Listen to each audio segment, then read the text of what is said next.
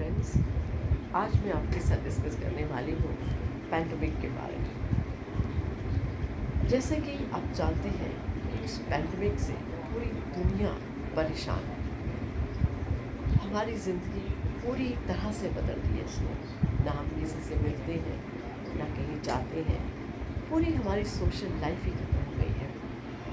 हर कोई एक दूसरे से दूर हो गया है। और सबसे ज़्यादा अगर कोई इस पैंडेमिक का शिकार हुआ है, इस पैंडेमिक से इफ़ेक्ट हुआ है, वो है हमारे बच्चे और हमारे बुज़ुर्ग लोग। जैसे आप जानते हैं कि ये दोनों ही उम्र के लोग जो हैं वो बाहर जाएंगे, घूमेंगे फिरेंगे।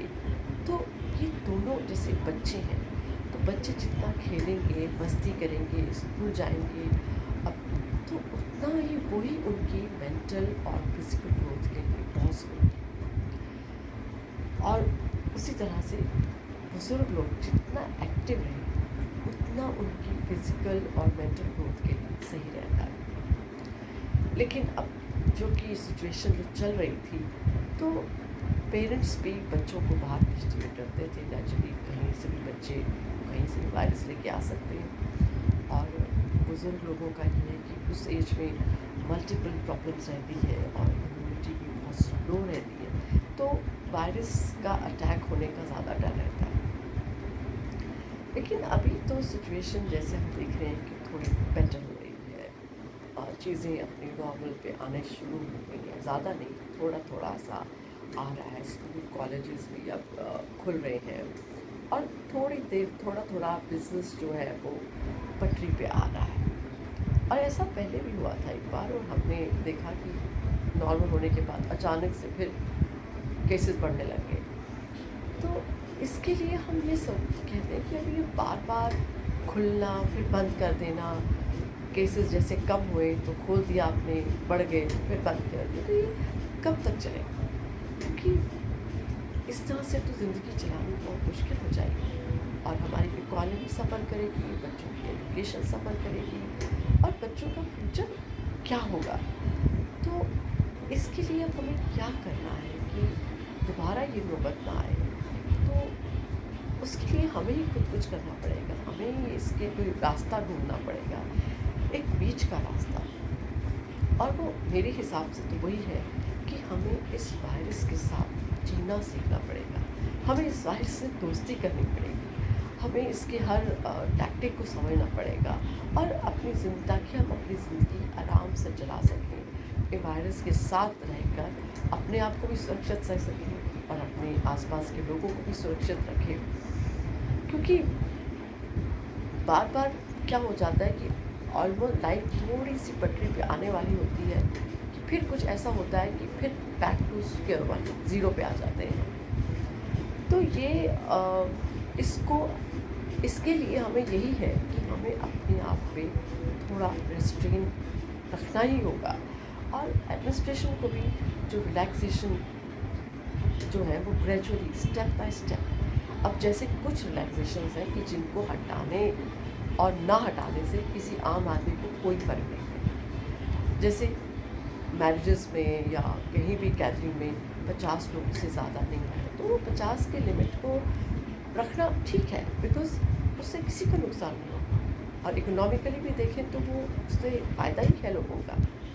तो वो क्योंकि जितना शादियों में ज़्यादा लोग आते हैं, किसी भी इवेंट पे क्राउड आता है, तो वहाँ पे ब्रीडिंग ब्रीडिंग ऐसे वायरस जल्दी ब्रीड करते हैं और स्प्रेड भी जल्दी होता है। तो ये और हमें भी अपने आप को एक सतर्कता से रहना है कि हमें मास्क पहनना है जब तक हमें ये ना लगे कि वायरस पूरी तरह से ख़त्म हो गई।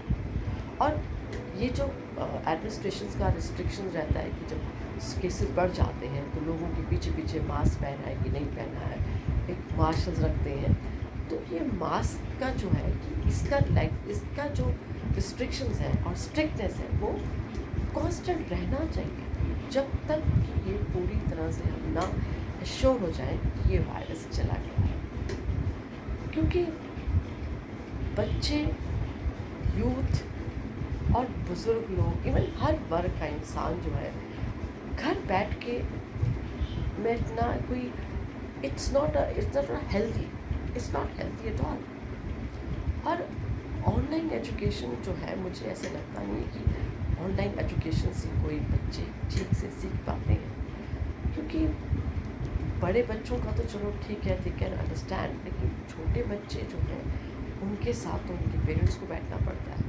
और अगर पेरेंट्स वर्किंग है तो बच्चे ऑनलाइन क्लासेस अटेंड करते भी हैं, ये नहीं, वो नोज इट। और स्कूल लाइफ का एक अपना मज़ा होता है, बच्चे स्कूल जाते हैं, अपने फ्रेंड्स के साथ लंच शेयर करते हैं, स्कूल एक्टिविटीज़ में पार्टिसिपेट करते हैं। कोई डाउट है तो टीचर सामने है, उससे पूछते हैं। Teacher can also do the evaluation, पूछते हैं कैसा लिखा है, करेक्ट कर सकता है। और it's good for their physical growth और मेंटल ग्रोथ के लिए भी ज़रूरी है। और उसी तरह से कॉलेज लाइफ का एक अपना मज़ा होता है, बच्चे कॉलेज जाते हैं, फन एक्टिविटीज़ होती हैं। वो ये जो पीरियड है, ये ज़िंदगी में दोबारा नहीं आता है, तो इसको जितना आप इंजॉय करें, इंजॉय कर सकते हैं करें। लेकिन उसके लिए आपको क्या करना है कि आपको अपने आप में थोड़ा सा डिसिप्लिन, थोड़ा रिस्ट्रेन लाना है, कि क्योंकि अब हमारी नहीं, पूरी दुनिया में लोगों के जीने का तरीका बदल गया है, ज़िंदगी बदल गई है। हमेशा हम एक डर में रह रहे हैं कि, तो इसलिए अपने आप को एक एक कोविड बिहेवियर जो फॉलो करना है और उसके साथ रहना भी है, हमें अपनी ज़िंदगी को भी चलाना है। और उससे दोस्ती क्यों ना कर ली जाए, तो उसके साथ उसके दोस्त बनकर उसके साथ रहना है। अपने आप को सेफ रखें ताकि हमारे आसपास के माहौल को भी सेव करें, और साथ में हमारी इकोनॉमी को, हमारी एजुकेशन को, हमारा बिजनेस जो है वो भी नॉर्मल चलता रहे, ताकि किसी की भी लाइफ सफ़र ना हो, चाहे वो पर्सन ऑन द रोड हो, चाहे बच्चे हों, बुज़ुर्ग हो, कोई भी, किसी की लाइफ इफेक्ट ना हो, लाइफ स्मूथली चलती रहे। और वो कोरोना वायरसेस भी चलते रहे, तो उसके लिए बस यही है। लेकिन ये आज खोलना कल बंद करना, this is not the right thing, क्योंकि ये एक बार दो बार ठीक है, लेकिन अगर आप इसको हमेशा का ही बना देंगे तो हम आगे नहीं बढ़ेंगे, हमारी इकॉनमी सफ़र करती जाएगी, हमारा बिजनेस ठप हो जाएगा, हमारे बच्चों का एजुकेशन सफ़र होगा।